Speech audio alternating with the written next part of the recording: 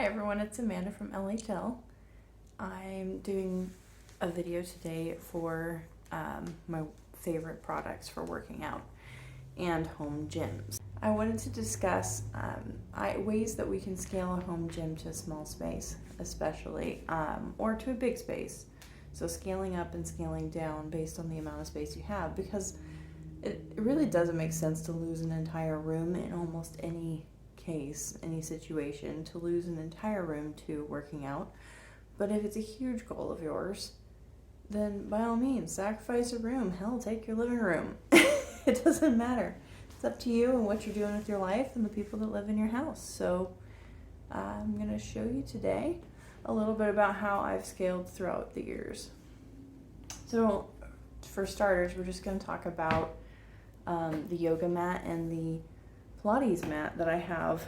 And it's not specifically Pilates necessarily, it's just a more standard workout mat with the same concept as a yoga mat in its overall length, but it's much thicker. So I got this as part of free actually with my PT program, my physical therapy program. It's a virtual one. And so they sent me free bands, and I'll show those too, but I didn't gather them yet. And I had the yoga mat before. So I've shown this in some of my other media, but you can see there's quite a difference in the thickness there. And you can get yoga mats in all kinds of different forms, but I've actually had this one, and I guess I sort of misspoke in my post, because I said that the tread climber was my oldest piece of equipment. Well, if you consider a mat to be equipment, then this is the oldest. And I still have 2 blocks that went with it. I lost the strap, but I used to have a strap too. But this thing has, gosh, what is it? It's like 23 years old probably. It's been probably since about 2000. And you really actually, if you're doing yoga, you're going to find that a yoga mat is the most appropriate choice, because not having too much cushion helps you really grab in across the surface of your entire hand and feet when you need to. So I would always go this direction first. However, if you're going to do sit-ups where you're rolling across those seat bones all the time, get the thicker mat, because that's better for exercises where you're really just moving an awful lot. You know, in yoga, it's all about slow and steady and breathing through what you're doing. And you really don't stay on your side or on pinch points very long. But if you're doing, 100 sit-ups in a row, you're going to feel it. So the extra padding's useful there. So this is very easy to store.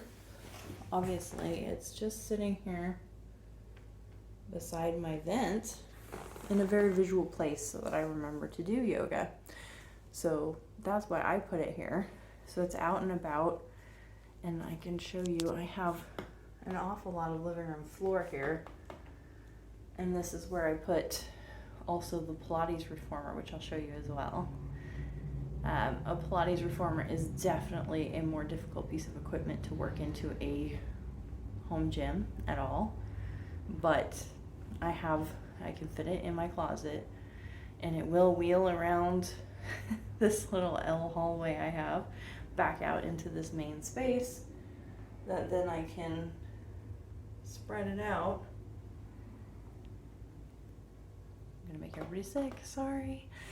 I can spread it out here and do the workout. This is enough floor space, but this is a lot of space requirement just to use it. Even it folds in half upright, and then it wheels away at an angle, and you can leave the straps in, which is what I do, and then it's sitting on the pegs, so it can kind of scratch your floor.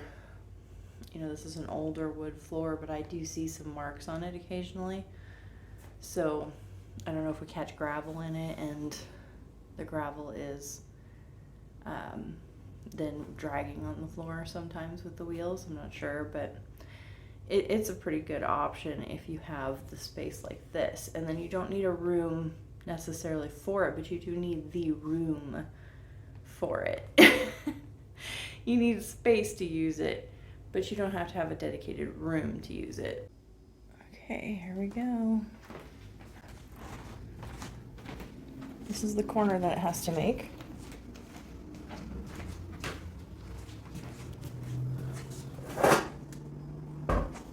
Put a chair in the way. And there it is, hogging the whole front. And the door has to be wide because this is narrow. And here we go. There's the accessories. Some of the accessories. It doesn't like to be tilted very far back, so problematic. 2 hands. Maybe I should have drug it.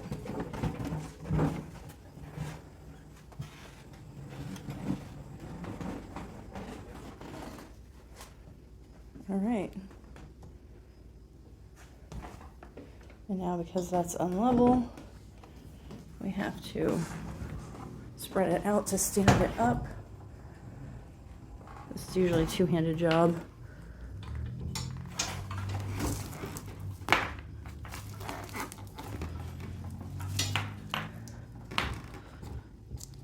Can't do it with one hand. Oh goodness, okay. So, there we go. That is the reformer. We'd have to go get the pegs and the foot bar, or the rebounder, if you saw that. And this is basically how much space it takes. You have to, you might be doing leg circles, in which case you need that much clearance. Almost. At least to the seat over there, you need that much clearance in order to work this particular piece of equipment. We have this resistance band kit on the wall. So you can see that this one comes with connectors on the end so that you can snap in the handles or the foot straps, which get wrapped around your ankle. And these, so they have clips, little carabiner clips, and they hold the band on with another piece of rubber that balls up, has a grommet, and then connects with nylon to the carabiner. So my kit has 5-pound increments in it, which I prefer because you can add them together to make 30 pounds. You can use a 25 and a 5 and get 30, so on and so forth, if you snap them together right. Anyway, they fit through the door this way. So this is a just slightly bigger option. You need a door really to use either of the options I'm going to show you, but the bands that I got, this just has, of course you can't even see it, I'm not holding it right. Okay. Oh, I tied the end with the label. Anyway, these are loose bands. So they're just the rubber themselves with no handles, no carabiners, nothing to snap to. But as you can see, I've already tied myself a loop, and this works pretty well. It's starting to work itself out, and the loop got pretty big. It was to avoid having to grip with my hand while I was recovering. And the other hand didn't need it, so I don't have 2 loops in. They're not terribly long, so you don't have a lot of options there with length, but the whole package of them, so I have a small, medium, or a light, medium, and heavy, and the whole package fits in this. So this is a great option for if you're traveling or if you really just do not have any space to give. And I'll show you how it works real quick. So the other one, we would have put the loop in here. And you could still buy that loop and do that method if you'd prefer, but instead we're gonna take the handle, loop it around the handle on the other side. If I can point the camera at anything useful, that would help. I'm going to try to miss the latch here because that's kind of hard on the bands. And then we just make sure the door is latched, and now we can pull. If we happen to have the other kind of handle, you can loop it around the other handle. But this works for any interior door. You have no option for above the door or below the door unless you buy that similar loop here. So I can show you how that works. We go ahead and thread it through there, kind of loose. So it has a little bit of a gap because that ball will keep the door from closing. And then before we've really got it totally tight, we would want to move it to where we want it height-wise. Let's say we want it up here. And now you could thread this through. Try to do this one-handed is not easy. And these are sticky, so not terribly sticky, but you get the idea. And now you can pull from higher up. So you could do the bottom of the door or the top of the door now and get more variety of exercises. And all you had to do was add this one component of the set. You still can put loops on. So that's a great scalable option. Either are really not very big. This whole kit that this one came in and many others, they usually only have 5 bands. You could have 4, you could have 6, but typically only 5 bands.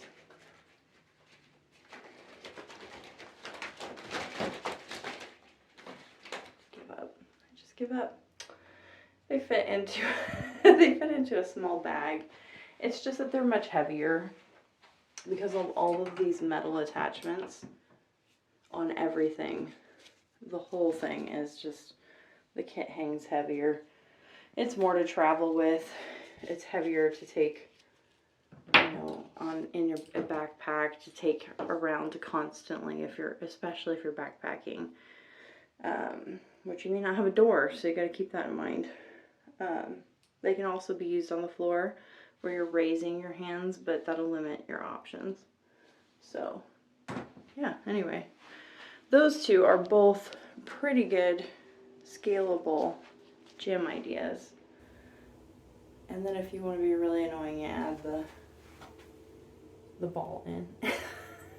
I'm just kidding. This thing really, it's just not practical to store. And you can do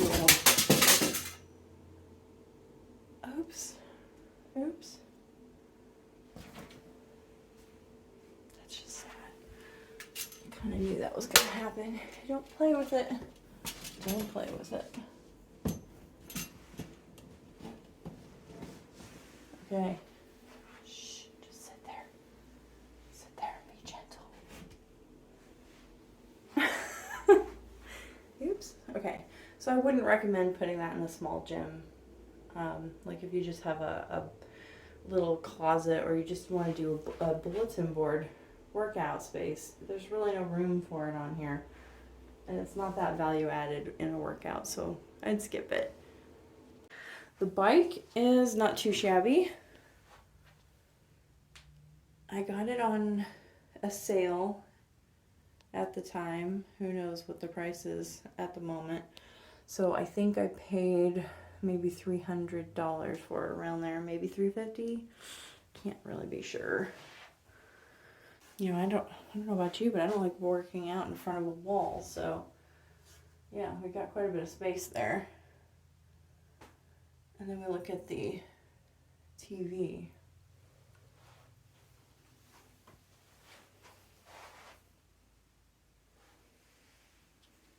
Okay, last swing around.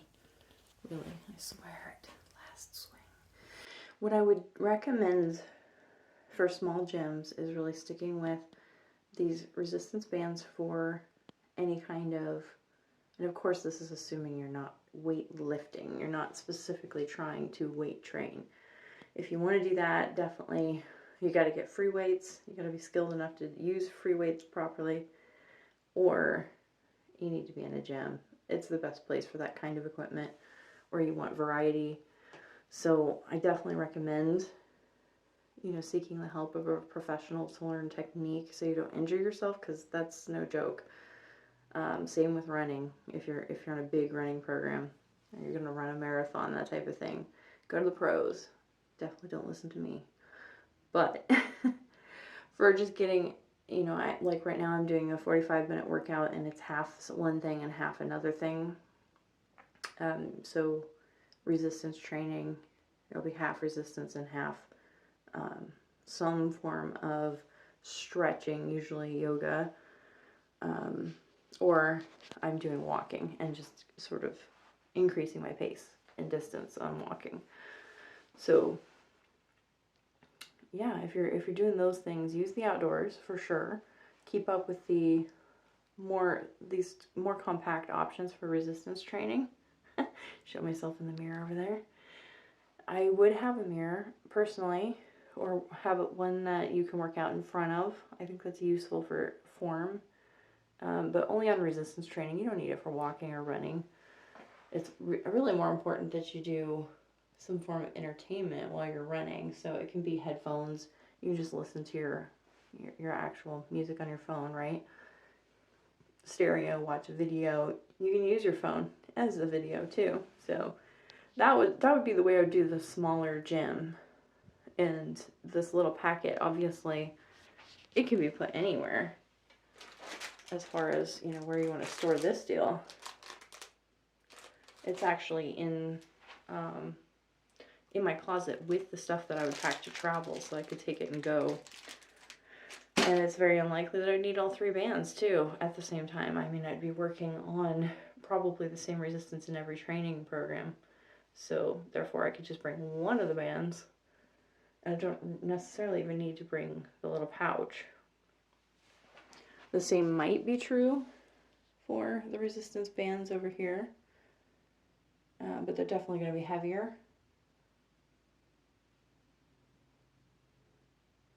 And it's a much better travel option than free weights. It's a better compact workout system, a home gym system, than the free weights. So I would choose to go that way first. And then as far as equipment goes, the Pilates equipment is very, I took classes for years before I got that. So I already knew how to set it up. I knew the form. The resistance bands versus springs is different, and I haven't completely worked out, depending on where they tie them, it's already a different tightness, right? Because the bands will only be close enough to the range they claim they are for a certain amount of the stretch, and then they get much more resistant as they extend. And so adapting an exercise routine that way is a little more challenging. It takes some work. Don't want to get double-sided here, like, that's... What? Okay. Look at this way. There's more to look at, right? Look at that. You can see almost everything. Okay, so if you want equipment, it'll depend a little bit on your goals, because you can use the Pilates reformer, for instance, for rebounding, which is a little more cardio, but it is quite tiresome. You can't do it the way you can do walking and running, simply because you're holding your legs up in the air lengthwise the entire time that you're, if you're off of the trampoline part, they're being held horizontally, so it's a lot of force on your legs. You'll tire quickly. A bike is kind of the same thing, where yes, you can spin on the bike at different resistances too. In this case, like even a fan bike, you can change your resistance a bit by going slower. So, but they're a bicycle is a very specific exercise, and that's, I would say the same with the elliptical. You really don't want to go with something that's that specialized. I'm going to say that specialized, unless that's something that you already did at the gym and are very religious at, and you don't need the people at the gym to motivate you to do it. So then it's a good time to bring it into your home gym. The tread climber, an elliptical's, or not an elliptical. The treadmill is not a bad way to go. The tread climber is very, very heavy. I don't think you have much added bonus there. Obviously, it can handle more speed than I thought, but it's not designed with a lot of width to it. It's rather narrow. I'm totally doing this just to get weight off of my hand. So it's very narrow, it's very short. The bars are really kind of in the way for arm swing for running. And so I just really wouldn't recommend going with the tread climber. You can opt to have one piece of cardio equipment before you go into actual weight equipment when you get a bigger gym. In which case you don't want to buy something that only does leg lifts, right? Like that's not the way to go. I would do free weights and a weight bench, perhaps, if you're going to go beyond resistance bands. Cable machines are great, but very expensive and hard to either mount correctly so that they're small, or they take up quite a bit of space in order to counterweight how much load you're going to put on.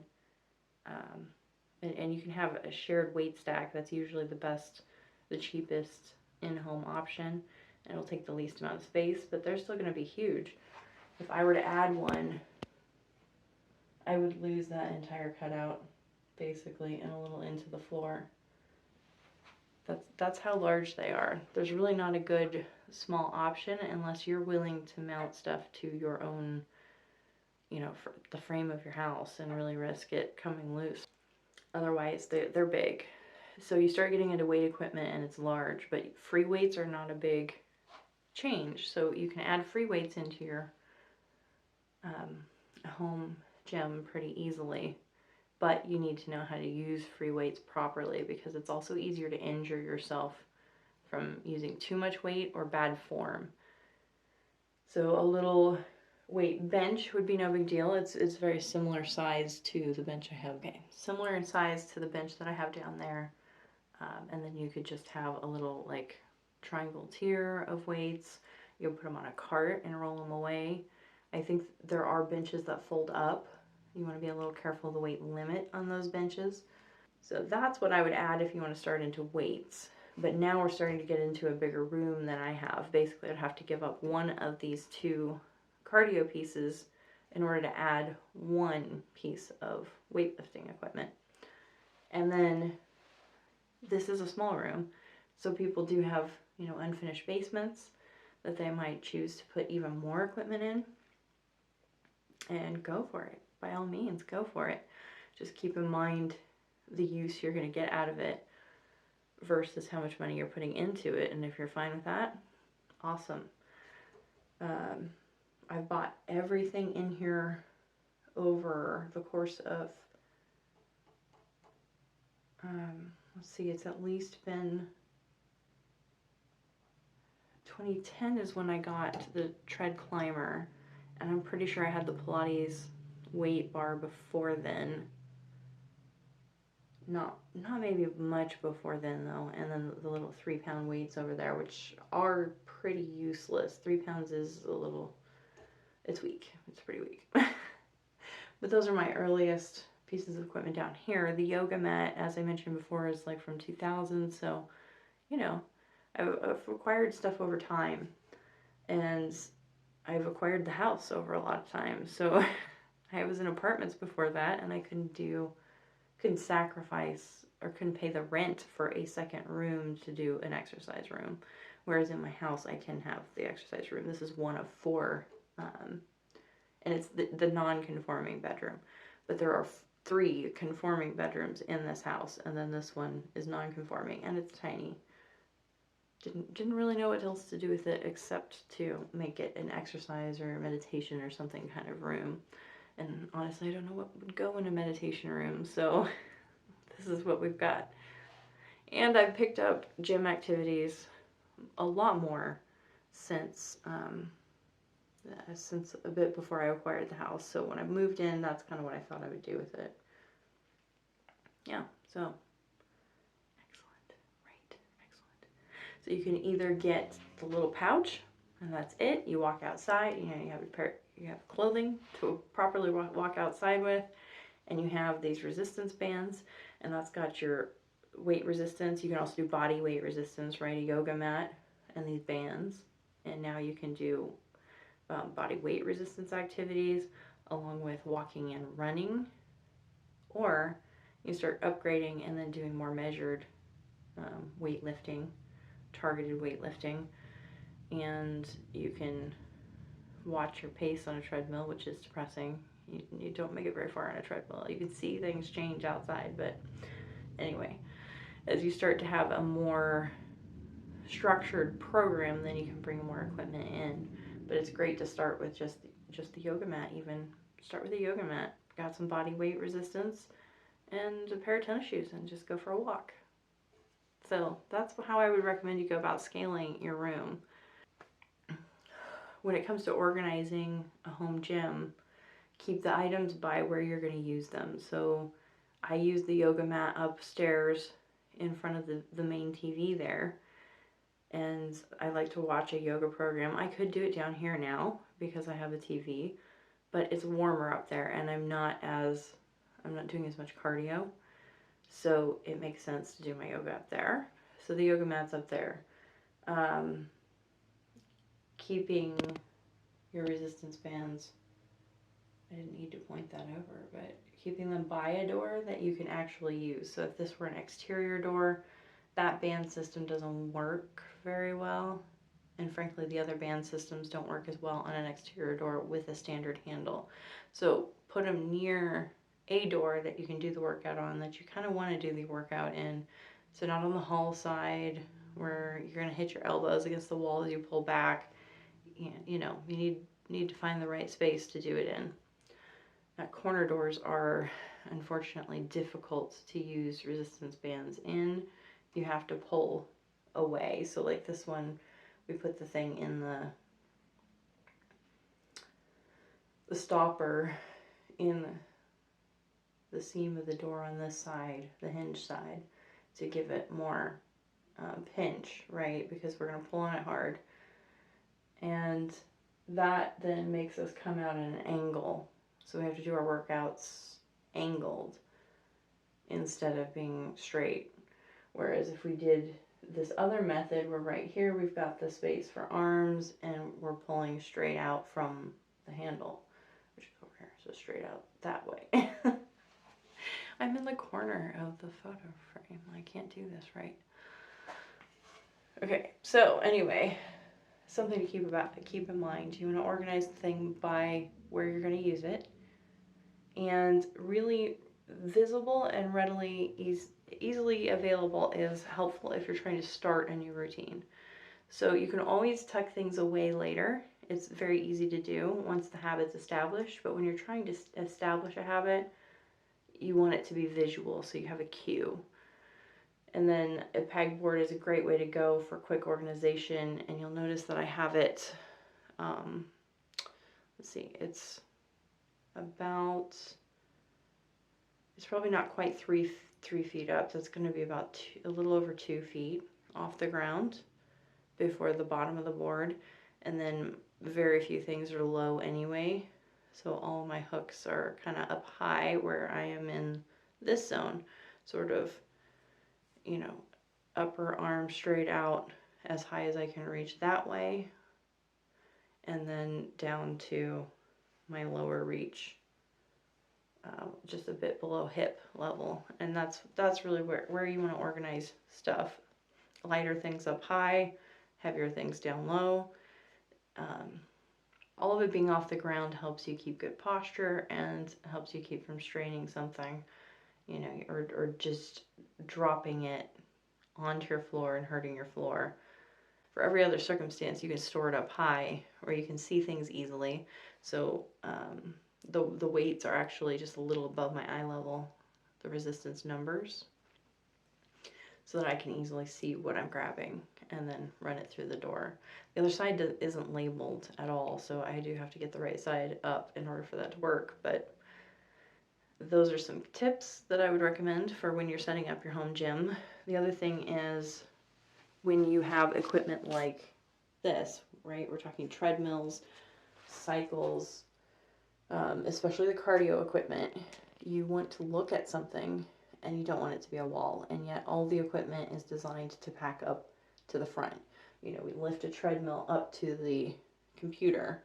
We lift the back end of the elliptical up to lock into the front handles, and that forces you, in order, if you're trying to save space, it forces you to be facing a wall or to move your piece of equipment, not just lift it down and unlock it and fold it down, but to actually move it away from the wall when you're going to use it. So keep that in mind as well. That's why I prefer to have almost the same amount of space as the equipment itself. See if I can get this in the view.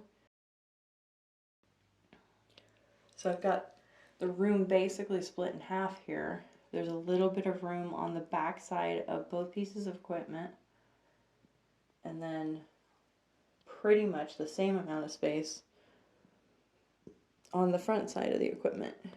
And that's just for better viewing, because even if I were to stand here and look this way,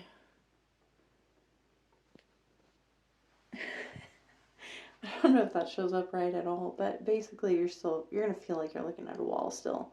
Even if you had a TV there, it's just going to be obnoxious in your face. So yeah, we definitely want to put space in front of equipment, in front of cardio equipment. Now, if you're going to do weightlifting equipment, again, you're not going to want to look at a wall, but they're not designed to, that they fold forward. They're almost always designed with the weights in the back, or the weights against the wall, I should say. Maybe there might be a counter beam in there that you've got to make clearance for, but they're designed to face out, so that will help a lot. When it comes to a weight bench, point your weight bench out into the open area of the room, but they should be light enough that you could move them. All right, let's talk about mirror placement. What I see and what you see are totally different, but we're looking for, where are you going to be lifting? Where are you actually doing your workouts? And can you see the full range of motion that actually ensures you're doing the form correctly? So sometimes that means we want to see in front, and sometimes that means we want to see beside.